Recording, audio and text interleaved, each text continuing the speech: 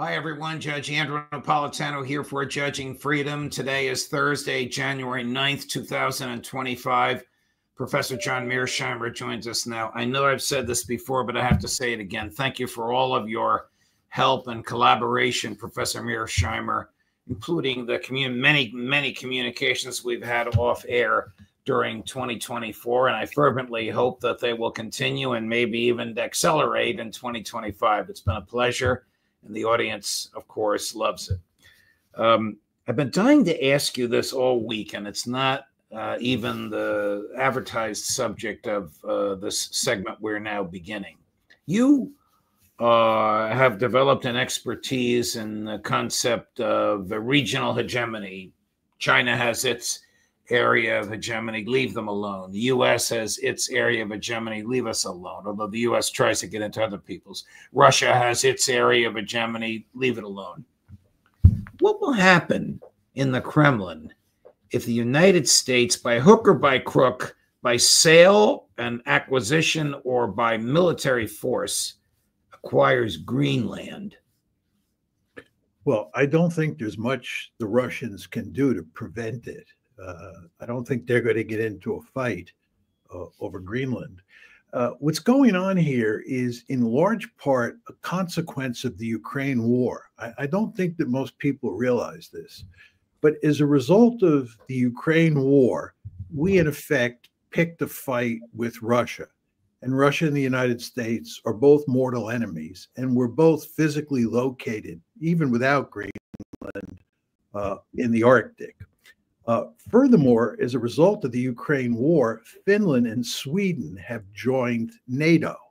That means of the 8 countries that are physically located in the Arctic, 7 of them are NATO countries. Now, this is a huge problem for the Russians because there's all this activity, this new activity up in the Arctic because the ice is melting.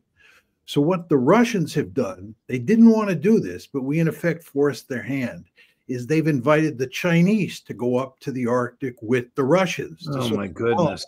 The fact that there are 7 NATO countries out of the 8 up there. So what you have is an area of increasing strategic concern where the Russians are nervous and the Russians have invited the Chinese in. And of course, we're getting nervous as well because we understand the importance of the Arctic. So it's not that surprising that Trump is talking about taking Greenland. Do you subscribe to the theory that some of your colleagues on this show, for whom I know you have a lot of respect, and it's a bilateral respect, of course, have, which is that Trump is anticipating an embarrassing and humiliating American defeat in Ukraine and will divert attention from that humiliation to some other triumph, whether it's the seizure of Greenland, the seizure of the Panama Canal, or even attacking Iran? I think that's possible, even likely. But I think even if you didn't have the impending Ukraine disaster, Trump would still be doing this. Trump is Trump. He's a master showman, and he is at the helm, or shortly will be at the helm, of the most powerful state on the planet. And he's come to recognize that he can say almost anything and get away with it. And given his basic personality, he does shoot off at the mouth all the time. So I think even without Ukraine, he would be doing this. But nevertheless, he does face a huge problem here. And that is that Joe Biden has successfully kicked the can down the road, much the way Trump kicked the can down the road on Afghanistan, and it ended up in Biden's lap. Ukraine now ended up in Trump's lap. And when it all goes to hell in a handbasket, all the Democrats and all the anti-Trump people are going to point their finger at Trump and say he failed. It was a massive disaster for the United States, and he's responsible.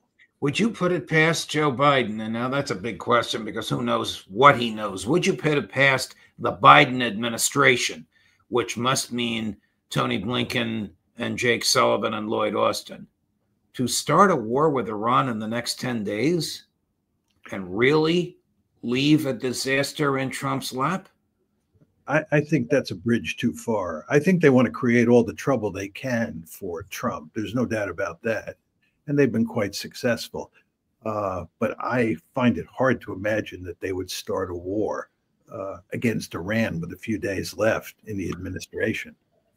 Were you surprised at the comments by General Keith Kellogg, President-elect Trump's designated envoy for Ukraine-Russian matters, who basically threatened Vladimir Putin by saying if President Putin doesn't come willingly to a negotiating table and seriously discuss a ceasefire, we will increase the level of military aid. I'm paraphrasing, I'm even dialing it back a little bit. His language was a little stronger.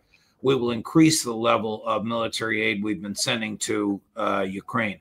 I was somewhat startled to hear that from the mouthpiece of a man who said he could end this war in 24 hours. Yeah, I was somewhat startled as well. I mean, Keith Kellogg is a super hawk. He's been a super hawk on Ukraine for a long time. So in a certain way, you would expect him to make these kinds of arguments. But at the same time, he's been appointed to be the point man on Ukraine by Trump. And that happened quite a while ago. And you would think that by now, he's studied the problem closely. And he understands that making statements like that is not smart at all. The statement that I just summarized that you and I are discussing is only about 6 or 7 days old. This is not something he said 3 months ago. Yeah, exactly. By the way, I read this morning where he said that he plans to settle this conflict in 100 days. He says that that is now his goal. And he even hints that he may be able to do it before 100 days are up. Well, how could he possibly do it? He can't, in my opinion. The Russians are in the driver's seat. The Russians, for good strategic reasons, from their perspective, are driving a hard bargain. And it's almost impossible for me to see President Trump accepting the terms that the Russians demand. And therefore, I don't think this is going to be settled in 100 days. Here's I know this is going to aggravate some of our viewers because we've played this quite a bit. But here's Tony Blinken's view. We'll play the shorter version of Ukraine and Russia today. Cut number 2. Do you feel like you've left Ukraine in the strongest position that you could have, or what are the things that you could have done differently? Well, first, what we've left is Ukraine, which was not self-evident because Putin's ambition was to erase it from the map. We stopped that. Putin has failed. His strategic objective in regaining Ukraine has failed and will not succeed. Ukraine is standing. And I believe it also has extraordinary potential, not only to survive, but actually to thrive going forward. And that does depend on decisions that future administrations and many other countries will make. I mean, where is he going with Putin? Putin's goal was to erase Ukraine from the map. There's no evidence of that. And this mantra about Putin has failed. This is the nonsense that Biden was saying when he was making speeches about it a year and a half ago. Yeah, there is zero evidence, and I mean zero evidence, that Putin was bent on conquering Ukraine. This is a myth that people like Blinken have been purveying for a long time now. But the more important point at this juncture is to understand that Tony Blinken is in good part responsible for wrecking Ukraine.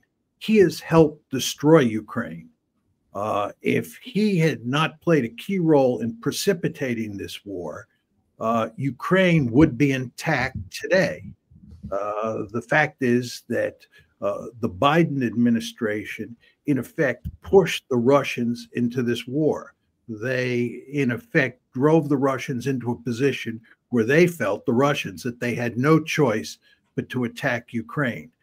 And the Biden administration, this of course includes Blinken, thought that we could win the war, that we could wreck Russia as a great power. So early in that conflict, when there was an opportunity to settle this one, and where Ukraine would have been much better off then than it is now, Blinken and company said, no, let's not settle it. Let's continue the war because we could defeat Russia.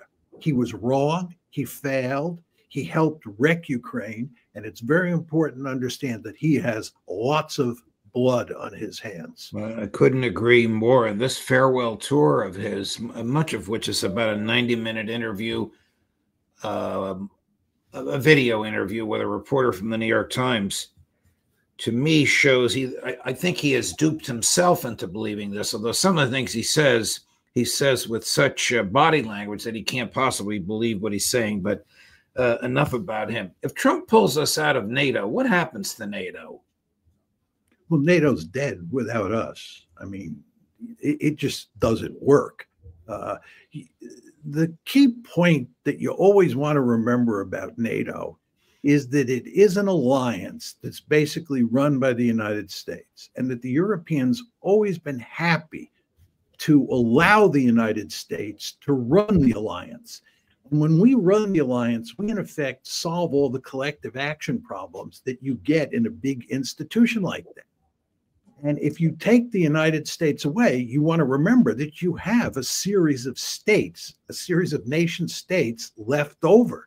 There's no such thing as Europe. It's not like there's one big Europe that then becomes NATO. It's a bunch of states, and those states have different interests. They have different ways of thinking about the world, different priorities. And the question is, who corrals all those states, organizes them in ways that you get a coherent NATO policy? The United States does that. You take the United States away, and each of those countries will be at each other's throat. Well, what is your view on the likely outcome of the political situation in Germany?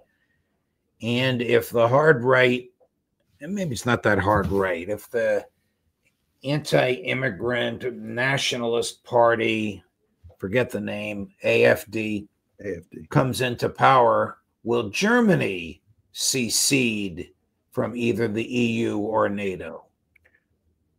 I don't think if the AfD were to win an election and actually take power in Germany, that Germany would leave the alliance. And I don't think it would leave the EU either. I think that it would be a serious blow to NATO. And you want to understand that what's happening here is that NATO is on the verge of suffering two serious punches to the gut. One is that Donald Trump is going to come into the White House, and he loathes the Europeans, who he thinks are a bunch of free riders, and he really has no use for NATO. So that's problem number one that they face. And the second big problem that all these NATO states face is that we're going to lose in Ukraine. And this is going to be a major league humiliation. So the future of NATO in general is in question. And then you throw into that a situation where you get a government in Germany that stays in NATO but has no enthusiasm for NATO or for American policy, and you have a prescription for really big trouble. What's happening in Europe? The government of Germany has collapsed. The government of Austria has collapsed. France changes prime ministers every 3 or 4 months. Is there a theme or an undercurrent of something that you can put your finger on, Professor Mearsheimer? Very important. You want to also remember that in Romania, you had an impending election where it looked like the far right was going to win, and the governing forces canceled the election. Right. So that's just another country. I mean, what's happening in Europe is what's happening in the United States. And basically, the liberal order that was created after the Cold War ended and that flourished in the 90s and in the early 2000s is coming apart at the seams. And it's not just the international liberal order or the liberal international order that's coming apart at the seams. It's liberalism or liberal democracy inside of particular states. And in effect, what's happening is that nationalism is rearing its head. Nationalism is challenging the unbounded liberalism that we had in all of these states for most of the post-Cold War period. I want to talk to you about another area of your expertise, which is the relationship between Israel and the United States and the extraordinary influence that the government of Israel has through American dollars on the government of the United States. In the past week, two events involving Israel and free speech occurred. Mike Waltz, Congressman Waltz, who is soon to become National Security Advisor Waltz, a position, by the way, that does not require an FBI background check or Senate confirmation, but does entitle him to the highest level of national security clearance, said that the Trump administration will be very concerned about and will be monitoring speech critical of Israel and supportive of the Palestinians. At the same time that happened, the New York Times rejected a very expensive full-page ad from an American Quaker organization, which asked the government of the United States to stop funding genocide because the New York Times refused, in a paid ad, to characterize what's happening in Gaza as genocide. You have any thoughts on these two events? Yes, I mean, it's part of a broad pattern, and it certainly shows the enormous power of the Israel lobby here in the United States.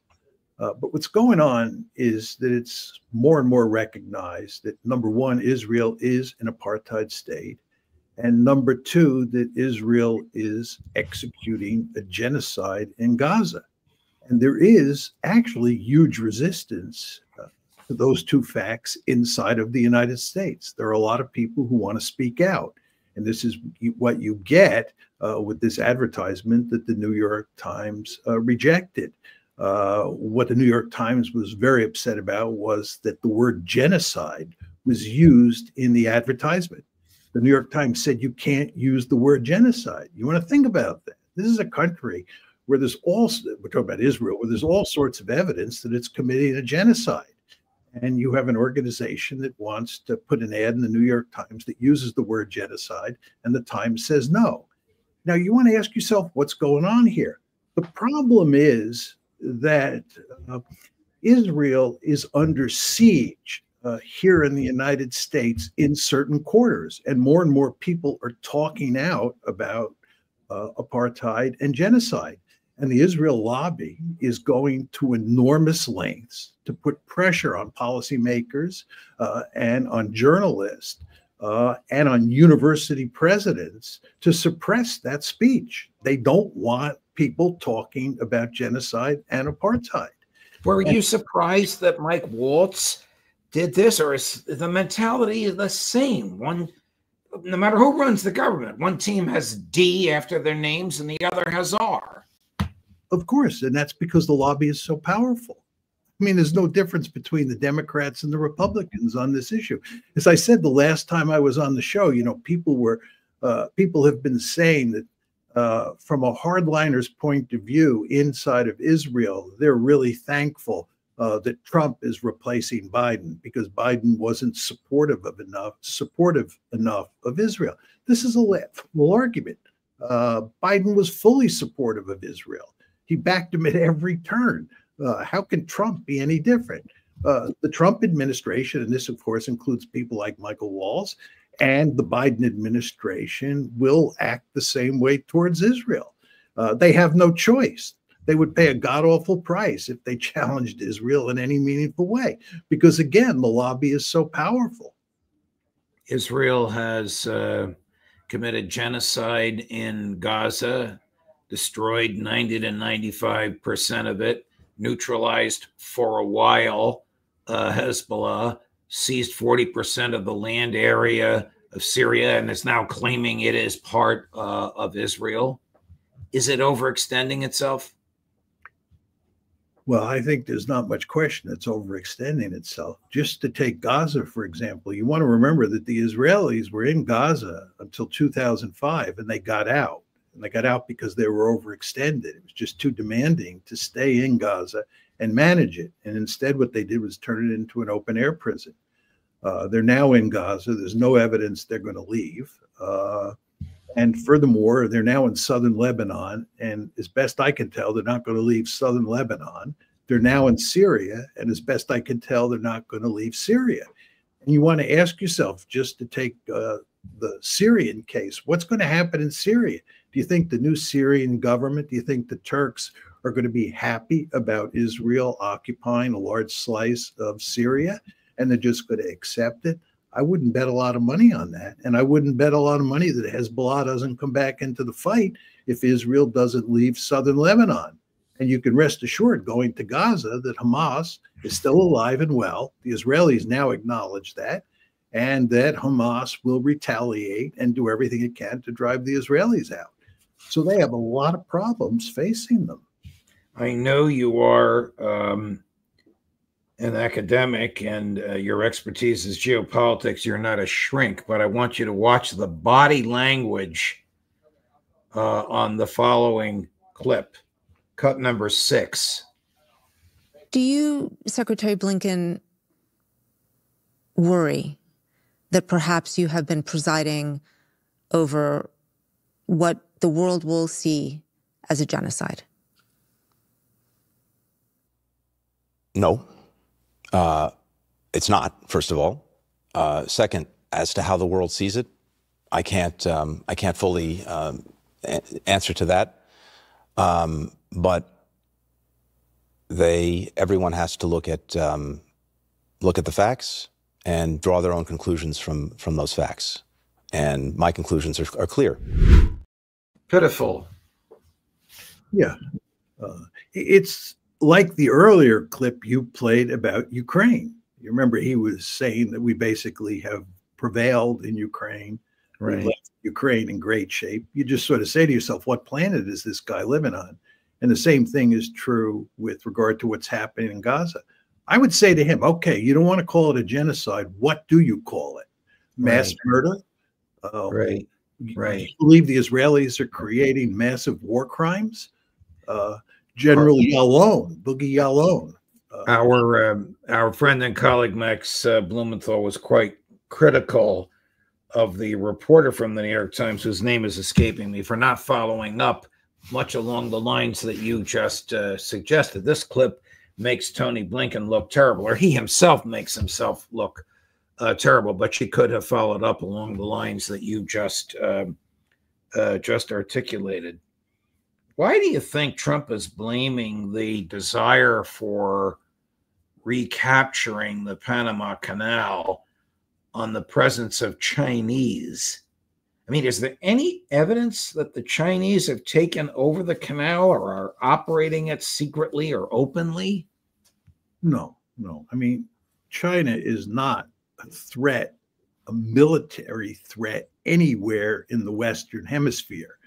And the United States will not let China become a military threat in the Western Hemisphere. This is the Monroe Doctrine. It hasn't gone away. I don't understand why Trump is so interested in taking back the Panama Canal. It doesn't make sense to me at this point in time. One could hypothesize a situation where it might matter, 20 or 30 years from now. I think it's extremely unlikely, but you could imagine a scenario. But there's no scenario today that justifies that kind of talk. Greenland is a different matter, as we were talking about before.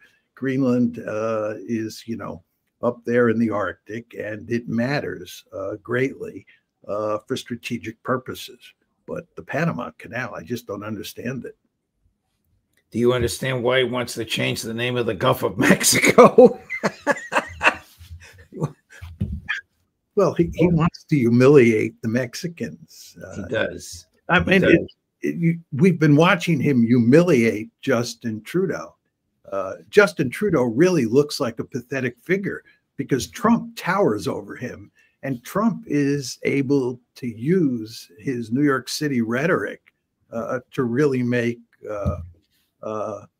Justin Trudeau look like a small figure. And so I think he's just poking fun at Canada, and I think he's poking fun at Mexico. I think so as well. I can't imagine Canadians voting to join the United States. If they did add 20 more Democratic senators to the Senate and another 100 Democratic representatives to the House, Trump will have cooked his own goose. But I think it's just fanciful. I think he enjoys stirring the pot. In the Trudeau case, he arguably fomented Trudeau's departure. Yeah, I think there's a lot of truth in that. I would point out to you that he is a classic bully. If he sees an opportunity to bully someone, he'll jump at it every time. But you know, he never ceases to surprise us. Your friend and colleague and sometimes debating adversary, Professor Jeff Sachs, I don't know if you know this, gave a talk a few months ago at the Cambridge Union. You've probably spoken there yourself. It was a long talk, but in about a 2-minute clip, he ripped into Bibi Netanyahu, really ripped into him, even used some foul language, which I thought was uncharacteristic of Jeff, but he made his point. Donald Trump posted a reference to that in a laudatory way on his own Truth Social account. I assure you that Netanyahu and his folks are aware of that. Yeah. Well, I think that Trump deep down has no use for Netanyahu and understands that Netanyahu, much like him, is a bully. And Trump at the same time understands that because of the power of the lobby, because of the power of Miriam Adelson and people like that, he has to be careful. So I think in a way that was a subtle dig at Netanyahu. And as you say, it's hard to believe that Netanyahu didn't understand what Trump was doing. Right, right. Professor Mearsheimer, it's always a pleasure. We could talk all afternoon. Thank you very much for your time. I hope you'll visit with us again next week, my dear friend.